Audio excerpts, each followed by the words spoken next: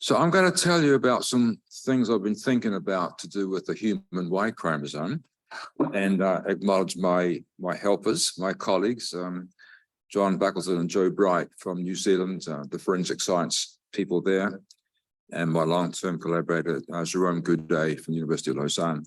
And several students have contributed to the program over the years, and Michael Young's with us in the audience today.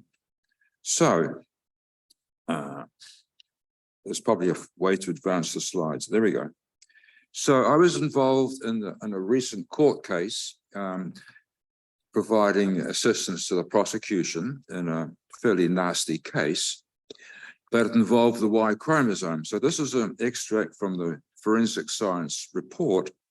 Said the evidence on this particular case was a mixture of Y STR DNA profiles from two male contributors, and the major contributor was attributable to an unknown person and could be used, and the minor contributor had a profile, a Y chromosome type that matched that of the defendant in the case, the person of interest. So assuming, now this is, you have to sort of suspend your disbelief here for a moment. This is a mixture, but nevertheless, assuming a single source profile, the DNA match is 3,800 times more likely if the person of interest or a male relative is a contributor than if some other person was. So that sounds all right. And then a second item of evidence in the same case with a similar outcome. This was just a single source stain, single source piece of evidence. And the DNA match in this case was 3,891 times more likely to occur if the defendant was the person whose DNA was typed. So the question is, where do those numbers come from, and do they have any meaning? So here is the evidence in its full detail. So the Y chromosome has several locations, several genetic markers that are used in forensic science. And here's a set of 22 of these markers, and they come as a set because the way the labs process the sample is to have this single kit that generates data for the whole 22 loci at once. They're called short tandem repeats, STRs, because they reflect the number of copies of a small set of 4 nucleotides, 4 bases. So this little repeat sequence can be repeated in the first case 18 times. So this person, the person whose DNA is in item number 5, had a piece of DNA which was 18 units in length at this first genetic marker. So there are 22 numbers. There was a couple of asterisks because, as in most cases, forensic typing is not perfect, and there were 3 loci that gave no result. The 2 items of evidence for the same case were pretty similar where they were both typed, but there was another, there were also 3 loci untyped, and they were different. So the 2 profiles, neither of them are complete, but they're certainly consistent with having come from the same person. And here's the person of interest. They could get a nice clean sample from that person and do full typing. And there's that man's, the defendant's, complete forensic Y STR profile. And then to attach a number, one way of thinking about it is to see how often that type occurs. So the forensic lab had access to a database, not very big, and they found a profile which almost matched, didn't match. So the person from whom this is the profile is not the person, is not the person of interest and not the contributor to the evidentiary items. Nevertheless, it's certainly possibly just a typing error. It's possible, unlikely, or more likely, probably a male relative of that person because they're so similar. So that was a recent case in our country. Looking back a few years, we're aware of the Y STR profile from President Jefferson, and his DNA, the Y chromosome, matched the male line descendants of Eston Hemming Jefferson who it certainly appears to be the son of Thomas Jefferson. So we're aware of that case. And then looking back, not quite as far in time, the Russian Tsar Nicholas and his family were murdered in the early 1900s, and to identify their remains, the bones were found some years later. We've got Tsar Nicholas I, the dead Tsar, missing the alleged source of the bones, Tsar Nicholas II. These people were all typed, and of course we've got his type now, but there was a set of remains. I've misstated, haven't I? It was Tsar Nicholas whose bones were being examined, and there was information available from another set of bones which were looked to be his son. So the Tsarevich Alexei. So we've got two people thought to be father and son. They do indeed appear to be father and son because they share the same Y SDR profile, and that's it. But then tracing their family back to Tsar Nicholas I and then down another line of the family, we come across, excuse me, come across this man for whom information was obtainable, member of the family, and certainly he had the same Y chromosome. So this current person, served to anchor these two and establish the identity of those two guys.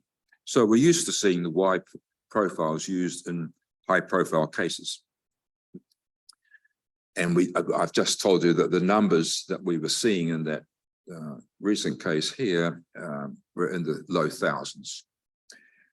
Just to put things in perspective, let's look at other DNA evidence, not from the Y chromosome, but from the autosome, from the rest of the genome.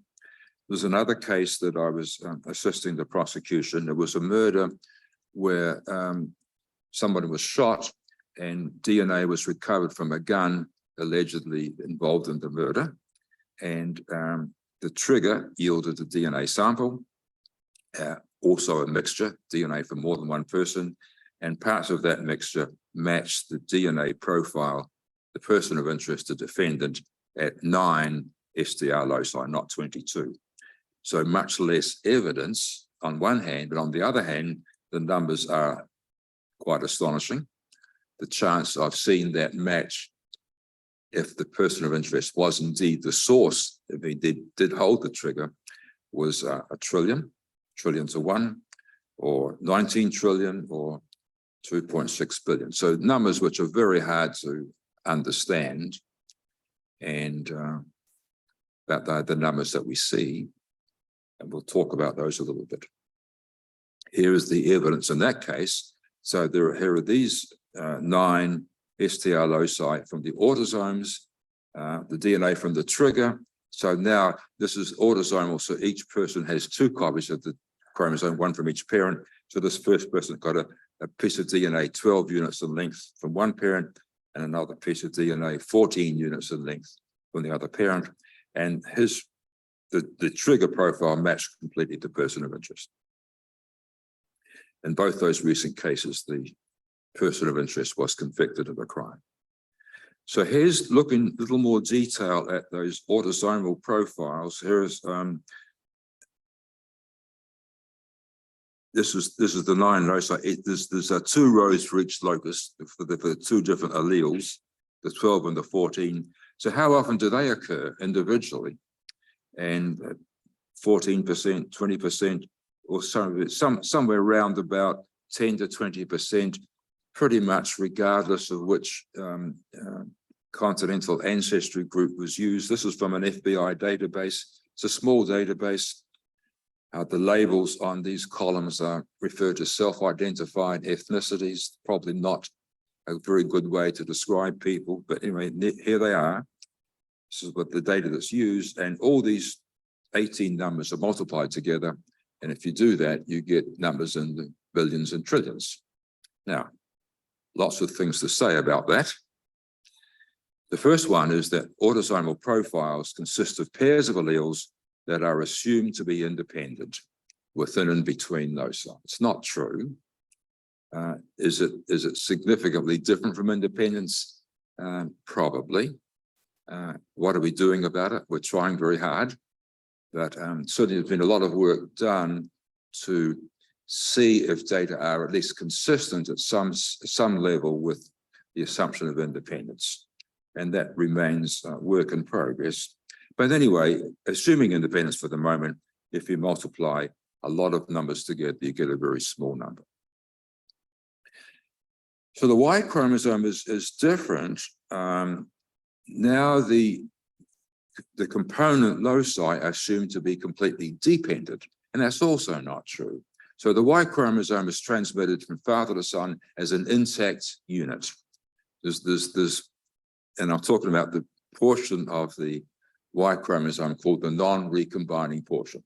This whole piece of DNA, whole chromosome, is just passed on father to son. So in that sense, the component loci are dependent, they're transmitted together. However, mutation occurs at each of those loci independently. So we've got two opposing forces going on, and we end up with some dependence, but not particularly strong. Not as strong as we might have thought. So how are we going to attach numbers? For the autosomes, it's the way it's done is easy because we've got a profile of, in our example, 9 loci, 18 alleles, each one of which had its own estimated frequency in the population, and fairly good estimates for each of the 18, and then they were multiplied together. The Y chromosome with these 22 or so loci, which are largely dependent, we can't multiply together numbers there. So what's done is to see, well, how often does the whole package, the whole profile occur? So this is called the counting method. We just count how many times that profile has been seen previously. And the answer is almost always 0. These are very rare profiles, and the databases are very small. Even the biggest database is only 300,000 profiles. And we're talking about numbers which are much smaller than that. So what do we do with an observed count of 0 for something which we know exists because we've just seen it? So we can put an upper confidence limit on a binomial proportion for which the sample count is 0. And that's well known. The answer is about 3 over n for a 95% upper confidence limit. So that's an answer, and that's the one that's in common use. It takes no account of the genetic nature of the profile. It's simply reflection on how big the database was. It's a little bit worse than that because the US is using a database which has, I think, 29,000 profiles. But not every profile is complete. So some of them are typed at the full set of loci, some of them are typed at a smaller number. So we've got a problem I'll come back to in a moment. So we've got two immediate issues with the counting method. Once it doesn't reflect what the profile actually is, and we've got this US particular problem of databases of different sizes depending on the number of loci. So it's interesting bit of history. The US had its own database for the Y chromosome, which was 20,000 or so profiles, and it became difficult to maintain or sustain. Those things cost money, and the money was not available in the US. So that database was closed, and US forensic scientists now use a European database called YHRD. The Y chromosome haplotype reference database.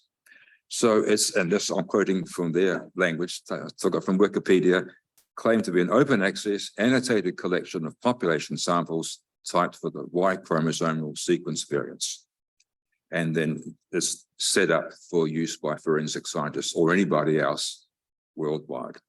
So I checked yesterday, there were 349,000 profiles, with some label on them called minimal, and there was a fewer number, 103,000 for the profile, the Y23 typing kit that we're talking about in the example I showed you. Open access sounds good. It's not open access. You can go to the website and you can type in a profile and get an answer, but you do not get the data. So for statisticians, that's not a good thing. So I typed in the profile for that case I showed you. Here's the 22 loci, there's the numbers, there's the 3 asterisks, and YHRD told me yesterday, no match was found in 103,000 profiles. So that tells me something, not a whole lot. And then they gave me an upper confidence limit of 1 in 34,000. We'll talk a little bit about a modification. That upper confidence limit assumed that the sample count was 0. Actually, we've seen it. It's there, right there in the evidence. So maybe we should add it to the database. Actually, we've seen it twice if the person of interest is not the source of the data.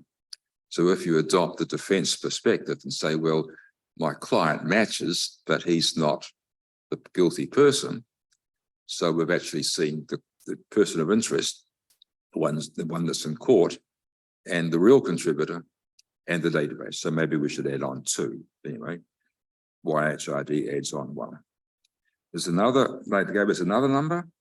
We'll come back to the Kappa method, and we'll come back to another way in a minute. But now, so that's the first glance, and then I can press another button and get a US specific answer.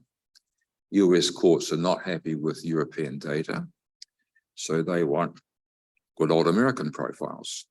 So we can limit our search to the US data, and we get more information. We get an array of answers depending on the self-reported ethnicity for those US profiles. Once again, fairly not very helpful labels. African American, Asian American, Caucasian American, Hispanic, Native, and then all together. So none of these labels are what we would do in a genetic study, but there they are. And those are the numbers. So that's available to us. So what guidance does a US forensic scientist have in approaching data like this? So there's an entity called the SWGDAM, the Scientific Working Group on DNA Analysis Methods. It's been going for quite a while. It's a legal entity. It's set up by Congress, administered by the FBI, and it has representatives from various federal, state, and local forensic labs, and a series of other guest members, and I've been a member of that on occasion. So this group meets twice a year and establishes policies and publishes guidelines, and you can go to their website and you can download the guidelines for YSTR analysis. So they have a whole section, section 9, of statistical analysis. 9.2.2 says the laboratory should determine which of the following methods will be used to determine the haplotype sample frequency. And 9.2.1 says you can do that by counting. How many times do you see it? For how many times might you have seen it? And then you can augment that by taking X plus 1 over N plus 1. And they give a citation for why you should add 1 onto the database. And this was some publication. It was actually prepared for the paternity testing community, and they said if you take the sample proportion that's biased, it's not clear why it would be biased. But then they say, well, I think what they meant was, in an actual situation, there's more information, not just the database, but there's the type you've actually seen in this particular instance. So in that sense, they say you should add it on. That's SWGDAM Guidelines 2022. Moreover, 9.2.1 says you should establish guidelines for how many loci to use. And due to the challenges of small database sizes for the larger multiplex systems, the more loci that are typed. So what happens over time, the companies who develop typing kits release new kits. And every time they do that, they get better in the sense that they get more loci. So over time, we've got on the market and in the forensic labs, a whole series of kits or data from a whole series of kits. And as time goes on, more and more loci are typed. And as a consequence, the sample size, database size gets smaller. So I thought in red, they say, Swigdam says we should look for the most informative result.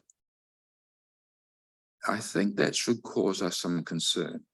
In what sense should we cherry pick to get the most informative? In what sense is it most informative?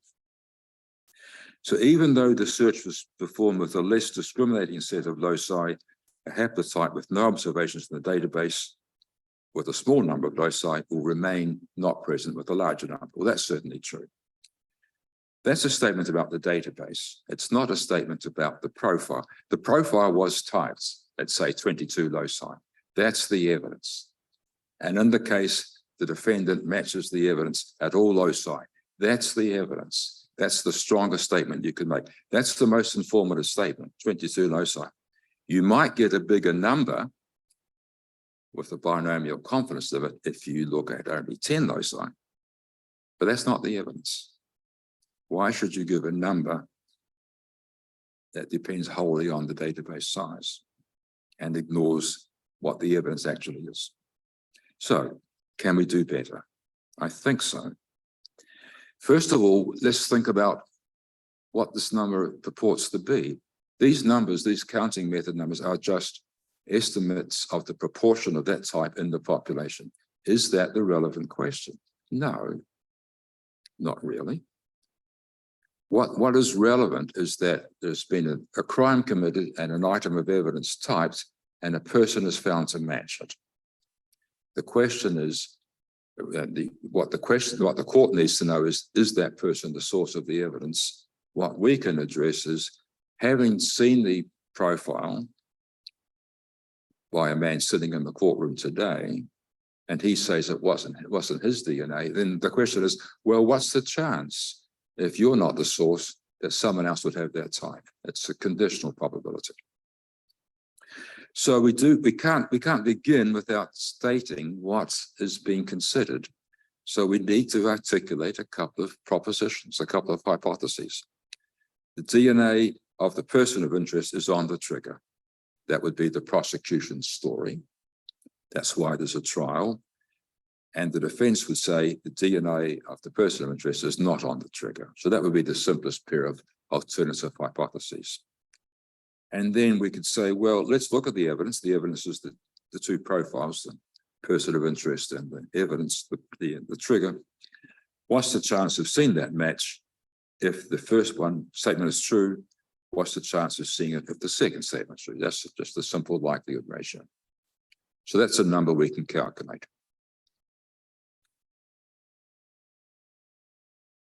If you explain what that number was to somebody when you go home tonight and say to them, what did I just say? They will invariably repeat it back to transposed. They will say, well, the chance of seeing the prosecution being correct, given the evidence, chance of the defense being correct. They transpose the condition. It's called the prosecutor's fallacy.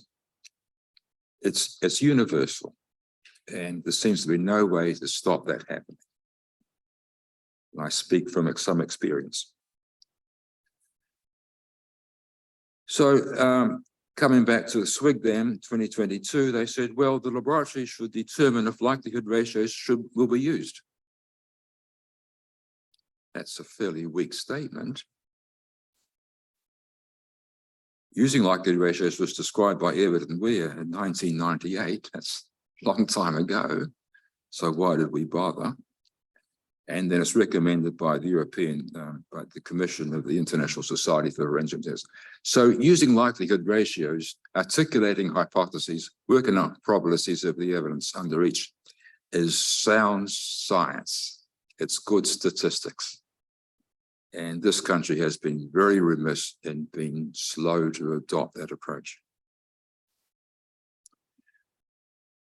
My main concern is that Y profiles are genetic.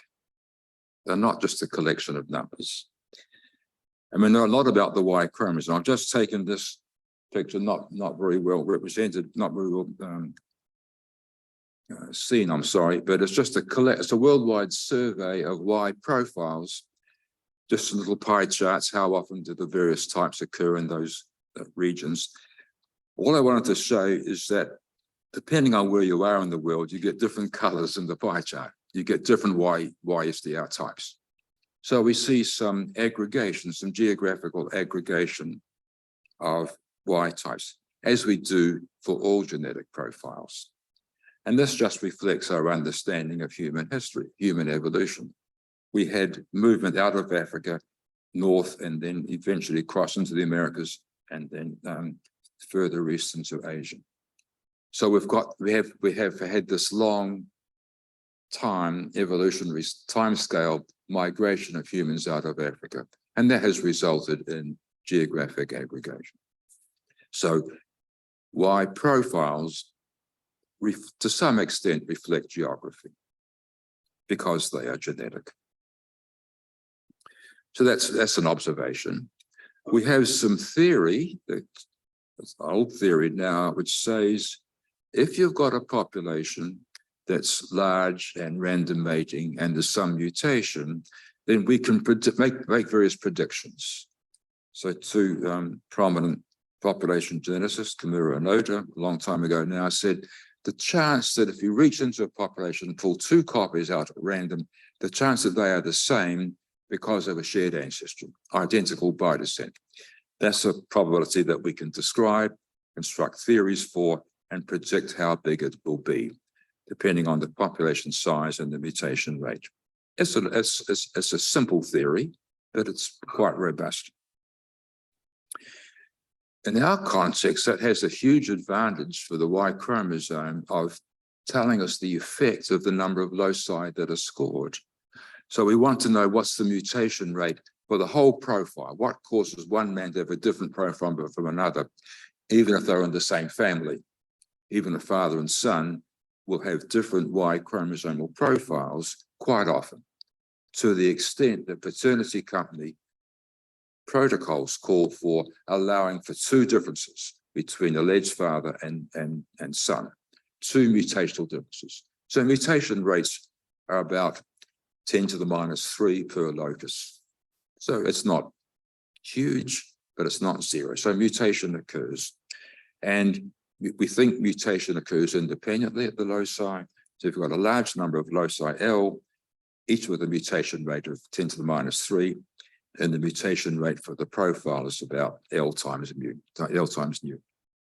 So if you increase the number of loci scored, the more chances there are for mutation, and consequently, the smaller will be the value of theta, the smaller will be the chance that two random people match. And that will continue to change as the number of loci increases. And that, of course, is not recognized by the simple counting methods. So we can use that little parameter theta as a building block and say, well, let's suppose that a particular type, haplotype, profile type, U has a probability pi of occurring. What's the chance we'll see two of them in the population? Depends on theta and this pi.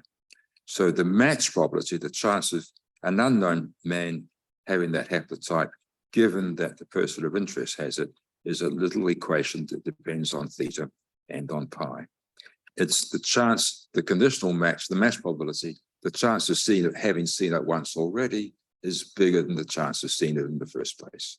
In fact, the more times you see a profile, the more likely you are to see it in the future. And the likelihood ratio reduces to about 1 over theta. So theta looks like an interesting parameter.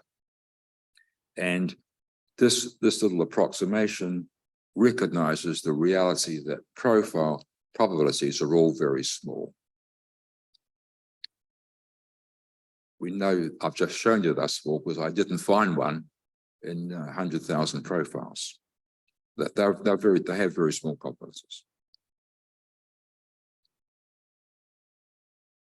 So in 2014, the SWIG-DAM guidelines had a very nice explanation of the profile probability, the chance a random man has that type, not being the same as the match probability, the chance that an unknown man has that type, given that the known man does. Now, this conditional match probability is a statement that reflects the defense hypothesis.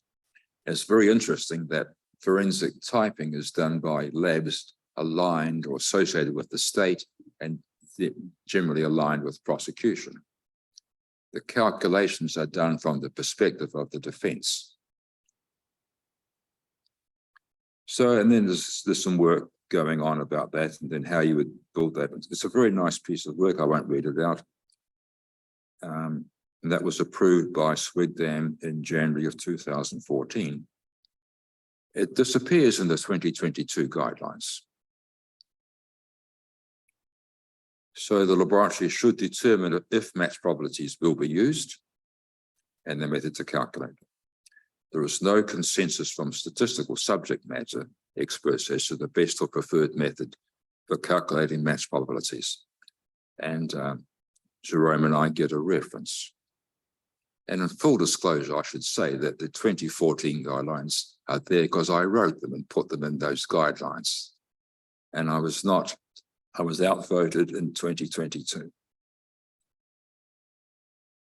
So we weren't mentioned in the dueling experts, and the paper I had with John Buckleson wasn't mentioned either. So there is very well established population genetic theory.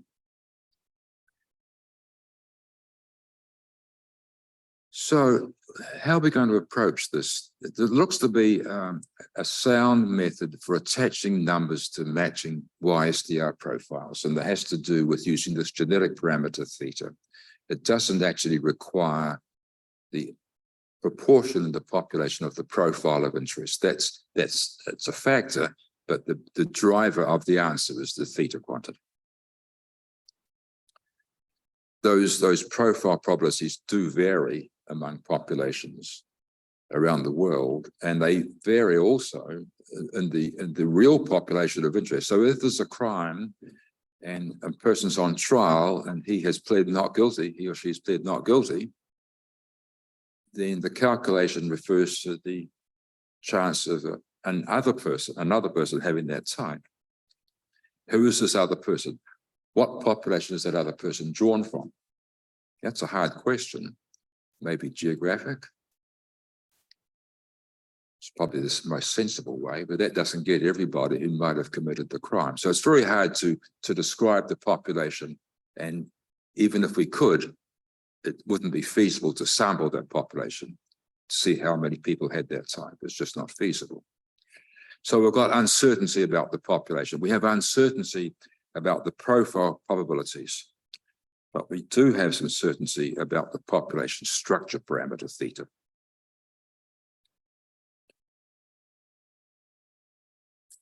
If you look further down the YHID report for that example I showed you at the beginning, there is in fact an answer given a theta value of 3 times 10 to the minus 5, which might be about right, and still using upper confidence limits for the pi's. Then we get another answer, 1 in 4,000. So it's gone up a little bit from what was it, 33 or 3,800 before.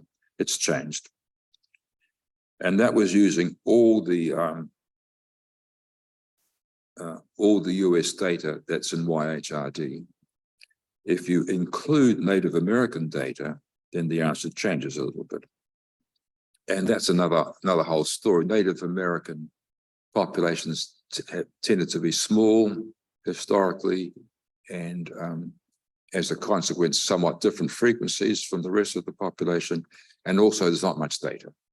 Very little data collected for forensic markers from Native American populations. Anyway, there's another set of numbers.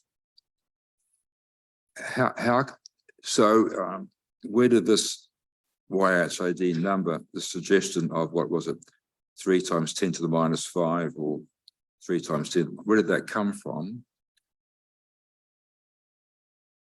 Well, it's arbitrary, but there's some basis. So it talks about the variation of the profile figures amongst different populations. And we don't have data from the different populations of relevance to the crime. We do have geographic data from around the world, and we can use that. So just summarizing the work I've been doing with Jerome Goudet, we say, well, this is all about matching. The 2 profiles match. How much matching do we see the 2 profiles in a single population? And we'll get that from a large database for that population. So it is what it is. So we see a proportion. That's interesting, but we need to have it in context. So how much would we see for profiles from different populations? So we compare the matching proportion within populations to the matching proportion within, and when we take that ratio of the within versus the between, we get a statistic which is actually unbiased almost for theta. And I should acknowledge the contributions of John Story, who did the central limit theorem argument for us and show that this ratio is indeed unbiased. And all those pesky pi's, all the unknown probabilities for the profiles have cancelled out. So we get an estimate of the theta that we wanted, but it's relative to the theta between. And that's as good as we can do. The thetas themselves are not estimable because they talk about identity by descent, meaning these 2 entities have a common origin at some point in the past, some reference point, and that reference point's not defined in general. So to avoid having to specify a reference population, let alone sample it, we say, let's do something for which that doesn't matter. So we get a good estimate for this compound parameter, and it turns out that this is the parameter we should use when our data are taken from a database, which is an amalgamation of data from several populations. So Swigdam published in the 2014 report, the guidelines actually published some estimates calculated by that method, a set of 22 loci, and just building up profiles from 1 up to 22 loci. And as the more and more loci were typed, the theta estimate, or this compound parameter, as we anticipated, goes down.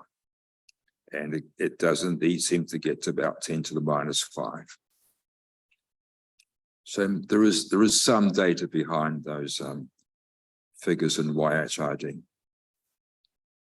But that was based on a fairly small sample size. At that time, it was only about 20,000 profiles. It's now 29,000. It's not much to be estimating very low probabilities. So we've got the YHRD database, which is much, much bigger, but European privacy laws are quite strict and we can't get the data. But YHRD has published the sources of the data. They've listed the publications that report the data. So we've been able to, and I say we, Michael and his colleagues have been able to harvest the data, and we've ended up with about 70,000 profiles. And we've adopted an approach taken earlier for autosomal profiles published by John Buckleton. And this is just to show you what kind of things we're working on, expecting to get. These are the theta estimates for autosomal profiles. And they've been plotted in ranked order, just ranked by size. Each dot on the plot is a different population, 400 populations of autosomal profiles, colored by continental ancestry, ranging from the Africans down here through the Europeans and the Asian and Native Americans and the Andaman Islands right at the top. So the forensic parameter, if you can see the scale, this is now by construction, some of these estimates are negative. we can adjust them to be positive. That's what we want. So here's 0, here's 0.005, 5% about here. And so this is for autosomes.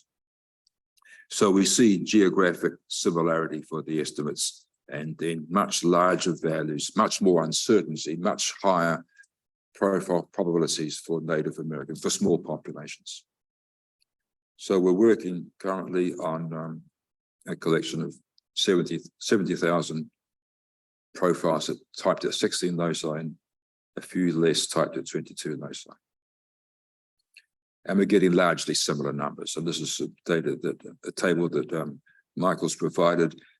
Once again, we've sampled a lot of populations, somewhat arbitrarily put them into groups for convenience, somewhat consistent with continental ancestry, African, Native American, East and South Asian, European, Oceanic, and then an average. As the number of loci goes up, the number of, this is the estimates times 10 to the 5, the estimates go down. So the more loci you get, the smaller the value of theta, and hence the stronger the evidence. If we plot the matching, if we plot the theta values and then the corresponding matching proportions for all the possible pairs, we see a dip, and then it increases as the number of loci. This is just the binomial. It looks like the binomial curve tipped upside down, but it's not quite, because I'll come back to talk now. These profiles, the loci are not independent, of course, so the binomial theory won't apply. But these are the empirical matching proportions.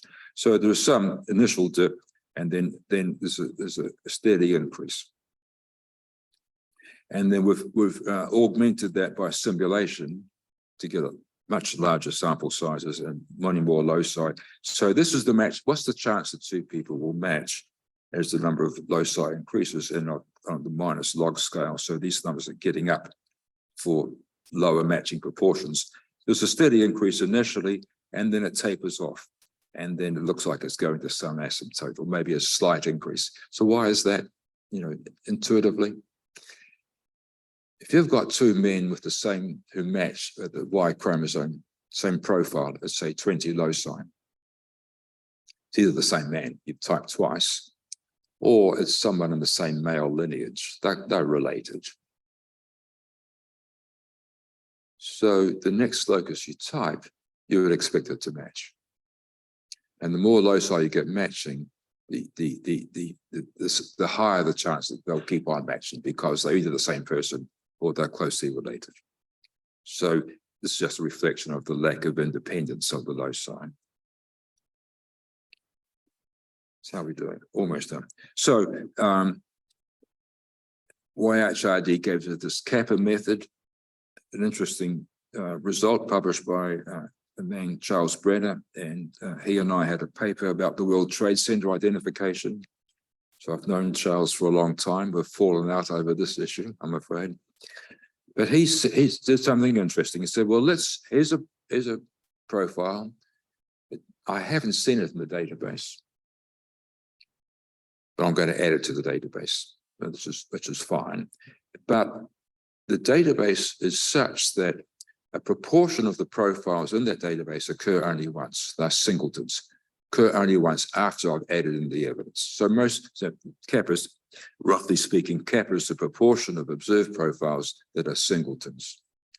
And if I take 1 minus kappa and divide by the database size, I get an estimate of the matching proportion, matching probability.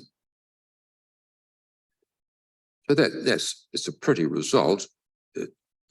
First glance, you say, why would that work? Turns out it's a good reason, and we can refer to our colleague Warren Ewens, who published a long time ago some theory which predicted the size of proportion of singletons in a population. So it turns out that Brenner's kappa method is just giving us another way of estimating theta.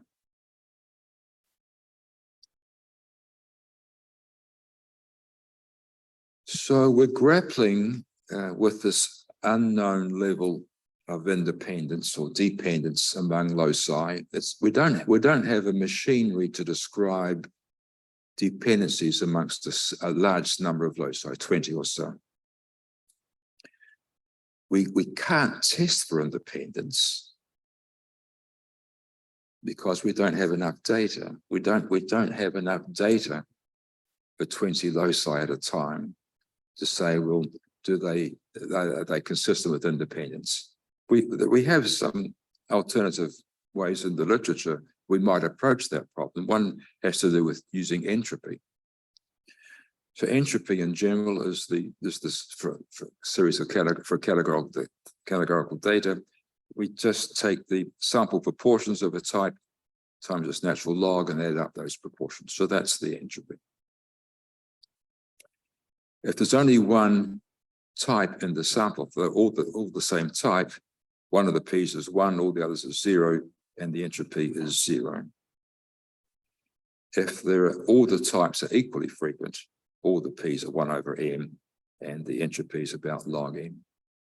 So that's a nice single measure that captures the whole collection, and that's associated with the notion of independence in the sense that if I have in our case, 2 loci, what's the entropy in the data for those 2 loci? It's the sum of all the combinations of alleles at each of the loci, for those alleles U and V, the sample proportion times the log. If there was independence, these products the sample values are approximately the product of the single values, and the joint entropy is just the sum of the single entropes. So entropies are additive if the components are independent. And then that's often leads to the notion of conditional entropy. What's the entropy for type B given we've calculated it for type A? It's the joint entropy minus the A.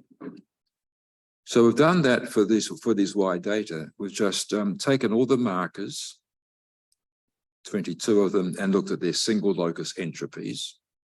We started with the one with the most diversity, and its entropy was here at 4.7. And then we chose another locus, which when we added to the first, gave us the biggest entropy. And this was this one. It took the 4.75 up to 6.9. So the change was an additional 2.2 was the conditional entropy. And then we moved down the table, adding on loci one at a time, always adding on the one that will maximize the amount of information, maximize the amount of entropy. And after a while, we don't get much change. And that's just another way of describing what we saw in those match probabilities. There's a tapering off. We don't continue to get a lot of advantage by getting more information. Yeah, and we know why, because after a while, we already know the answer. So we're not going to get any more information about that. So after a while, we don't get much change, and to the point that it's probably not necessary to have hundreds of loci. And then the last little result, what we're advocating is the use of a genetic approach, basically leading us to calculating likelihood ratios for forensic evidence, phrasing the numbers in terms of genetic parameters. And the theory that underlies these population structure parameters under fairly general conditions leads to this very pretty result. It's just a property of the moments of the Dirichlet distribution. It says, if I've looked at N haplotypes and NU of them were of type U, the chance that the next one I look at will also be of type U. There's a very pretty little result, depending on how many I've looked at, how many were of type U, and this theta quantity. And this conditional probability is bigger than the single probability. So that would let me modify the likelihood ratios to allow for population structure. It's just another benefit, another bonus of using a genetic model. And that was work from Nichols and Balding.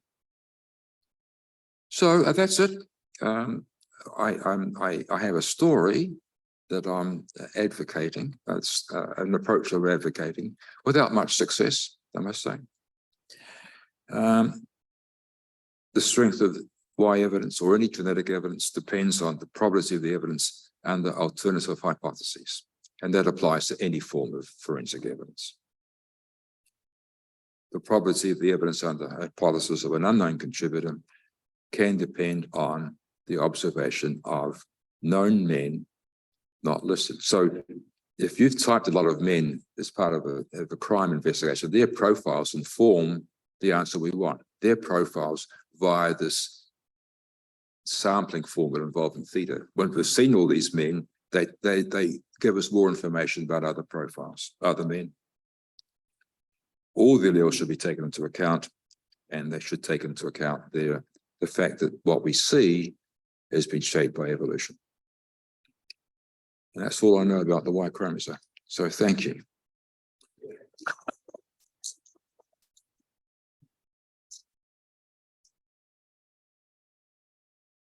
Right. Any questions? People online can also unmute themselves with those questions.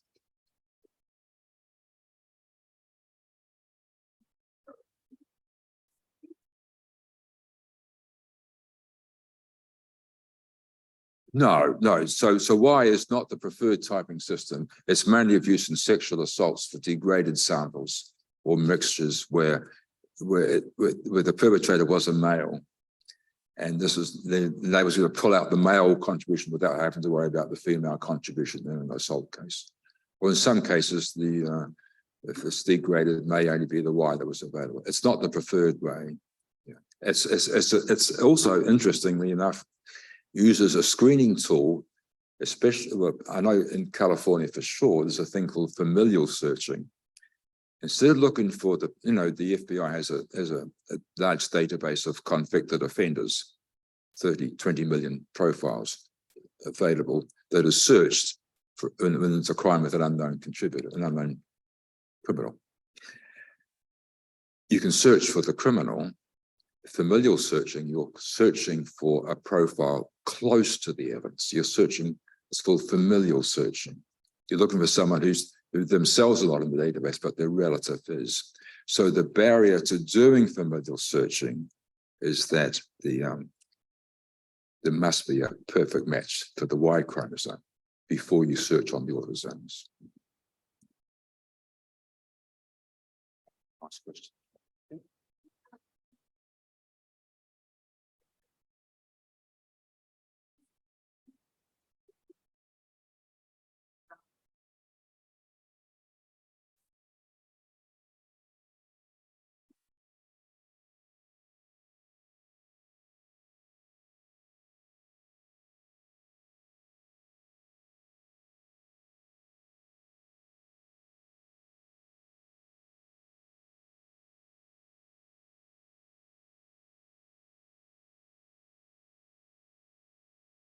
The question was, if I had all the independence information, so instead of just simply multiplying them together, could I do it, taking into account?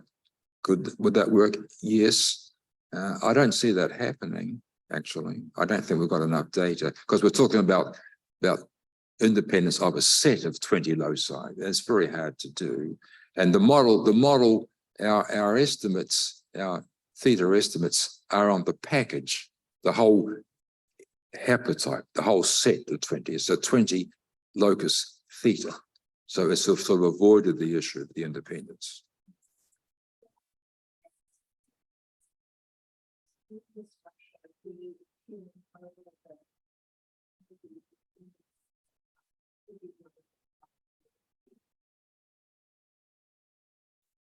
It's very hard. I don't think so. Certainly, is we can look at pairs of loci at a time, and the pairwise associations have nothing to do with the chromosomal position, for example, on the Y chromosome. We can see that. I'm nervous about any method that's not model based, if it's genetic data.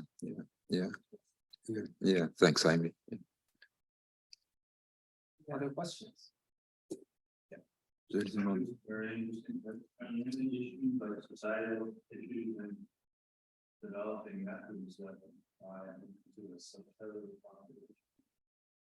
Oh, there are huge societal efforts. Thanks, Ross. And I mentioned one in passing. We don't have any data. We don't have enough data on Native Americans to answer their concerns. I mean, so a good defense is that in that gun case in Arizona, the trigger that was it was the appropriate population was probably the Colorado Basin tribes.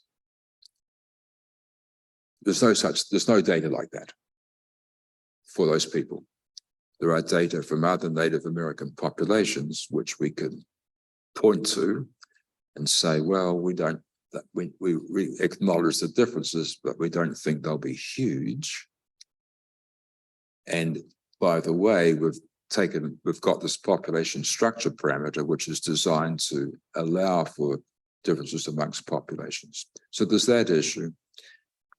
There's sort of the more general societal concerns. There's a lot of concerns about using DNA evidence anyway. Maybe it's stronger for the Y chromosome because that carries with it pretty strong familial information. Talking about people in the same family. So you'll see the forensic report said the person of interest matches. So, you know, here's a number for the proposition that it's that person or someone in his male lineage. Well, there's all his paternal, all his brothers and paternal cousins and his uncles and his father and his grandfather. They're all brought into the story overnight, and they had nothing to do with the crime. So there's those privacy issues. I think there's a lot of issues. Yeah. Thank you. Any other questions? This is Amalia. I'm online. Can you hear me? Sure. Hi. Thank you so much for this presentation. I had one public service announcement and one question. The term Caucasian, I'm just learning, and it seems like useful to note that the word Caucasian comes from phrenology, which is the study of this faux science about brain shape, and so I think we need to avoid using that term. I put it in the chat. Thank you. That's why I said that these are not good terms, and we do not use them in genetic studies. Thank you. I'm reporting what the United States government does. Thank you so much. And then my question is, like, what are the issues at stake when you are matching a comparison population to a person of interest by race? I was so curious about that part. Thank you. Well, it's the same issue, really. So categorizing people by race is not a good idea.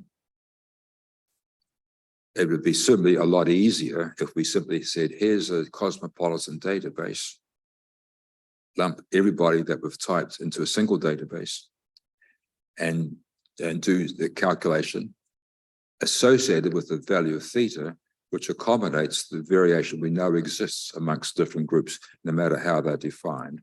So the grouping we've been looking at is geographic. That's of some interest. It's not the only sensible one. But there is, I showed you a global plot. There is genetic variation around the world for Y haplotype frequencies. We should not ignore that. And one way of not ignoring it is to take samples from different regions of the world. But that's a broad brush. It doesn't address the particularities of this case. So that still needs to be associated with this measure of uncertainty, the variation among populations. So, I mean, these are very important points, and I'm glad you brought them up. Thank you so much. Any other questions?